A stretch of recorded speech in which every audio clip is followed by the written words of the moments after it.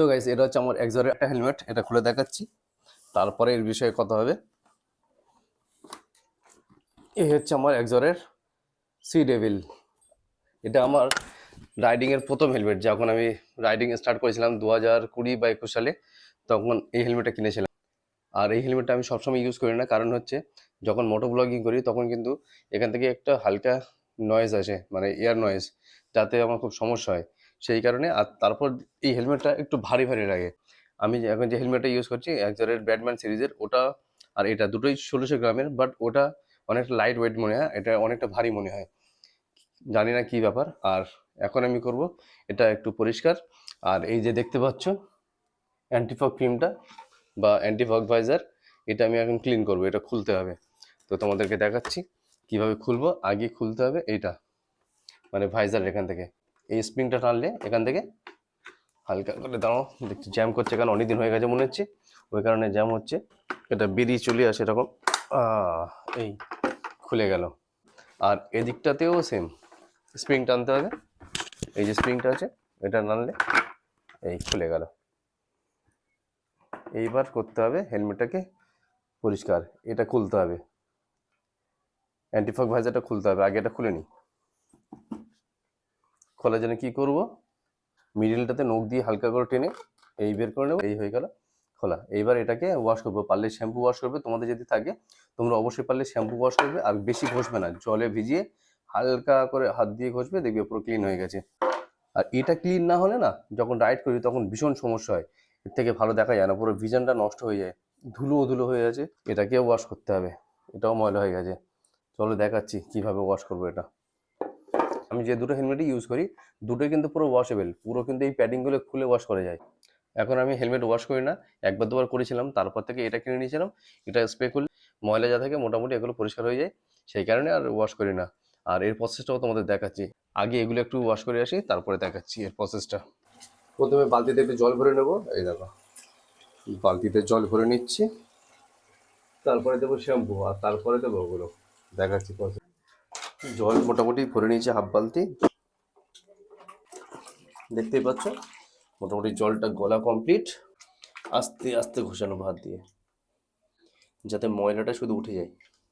এই দেখো, ক্লিন হয়ে গেছে। আর কিন্তু ওই যে ধোঁয়া ধোঁয়া মতো ব্যাপারটা ছিল, ওটা কিন্তু আর নেই, পুরো উঠে গেছে। এবারে এটাকে ওয়াশ করব, মেন ভাইজারটাকে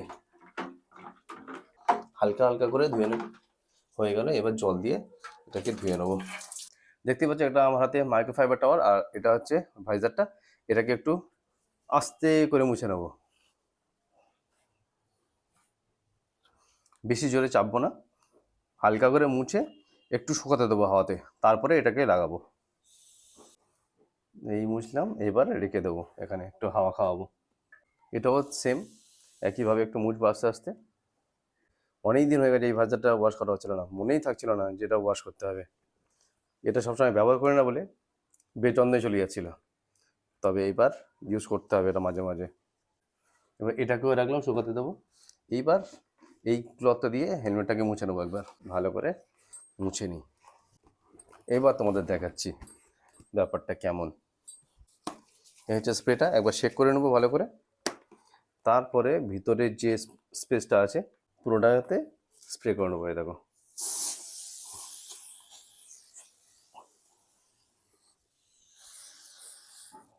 এইবার এটা দিয়ে মুছে নেবো। স্প্রেটা দিয়ে মোছার সাথে সাথে কিন্তু মোটামুটি বুঝতেই পারছি কতটা ক্লিন হচ্ছে। আর এই স্প্রেটার মধ্যে কিন্তু একটা আলাদা স্মেল আছে, যেটা মানে আমার একটু তীক্ষ্ণ লাগে, তোমাদের ভালো লাগতে পারে যদি কেউ ইউজ করো। ভালো করে মুছে নেবে, নিয়ে পারলে একটু রোদ্দুরে দিয়ে দেবে, তাহলে শুকিয়ে যাবে তাড়াতাড়ি। ওটা কম বেশ, তো একটু শুকাতে দিলে ভালো হয়। দেখি মোটামুটি ক্লিন, মোটামুটি না বেশ ভালোই ক্লিন হয়ে গেছে। এই দেখো, ভিতরের পজিশনটা দেখানোর চেষ্টা করছি, বুঝতে পারছো? বোঝা তো সম্ভব না এর মধ্যে। দেখি সানভাইজারটা চেক করে নিই, এটা একটু মুছে নিই। আস্তে করে ঘষতে হবে, নাহলে কিন্তু দাগ হয়ে যাবে। আমি কিন্তু যখন রাইডে যাই তখন কিন্তু সানভাইজার হোক আর নর্মাল ভাইজার হোক, জল নিয়ে আস্তে এভাবে করে এইভাবে মুছি, তাহলে আর দাগটা হয় না। এবারে আমরা ভাইজারটাকে লাগিয়ে নেওয়ার চেষ্টা করব। শুকিয়ে গেছে মোটামুটি, এবার একটু মুছে নিই হালকা করে। ভাইজারটা কিন্তু ওয়াশ করার পরে পুরো চকচক করছে, দেখতেই পাচ্ছ কত ময়লা জমি ছিল এখানে। হেলমেটটাকে সাইডে রাখি, আগে এটাকে লাগাতে হবে। আমার মনে হচ্ছে এটা চেঞ্জ করতে হবে, স্ক্র্যাচ পড়ে গেছে অনেক। তখন জানা ছিল না ব্যাপারটা, যখন আমি এটা কিনেছিলাম উপর দিয়ে ঘষতাম, যার কারণে পুরো স্ক্র্যাচ হয়ে গেছে। এই দেখো ভিতরটা দেখো ভালো করে, রিফ্লেকশনে একটু দেখতে পাবে, এই দেখো স্ক্র্যাচ হয়ে গেছে। চলো এটাকে লাগানো যাক। এইভাবে যে পিনটা আছে এখানে, ওই পিনের মধ্যে ঢুকিয়ে দেবো। এদিকেও পিন আছে, আর মাঝখানে একটু ফোল্ড করতে হবে হালকা করে, ব্যান্ড করতে হবে। যেভাবে খুলেছিলাম সেইভাবেই হালকা করে ব্যান্ড করে তারপর লাগাতে হবে। এই প্রসেসটা হচ্ছে এইভাবে ওকে বসাতে হবে। এই বসে গেল, আর হালকা করে চেপে দেবো যাতে ভালো করে বসে যায়।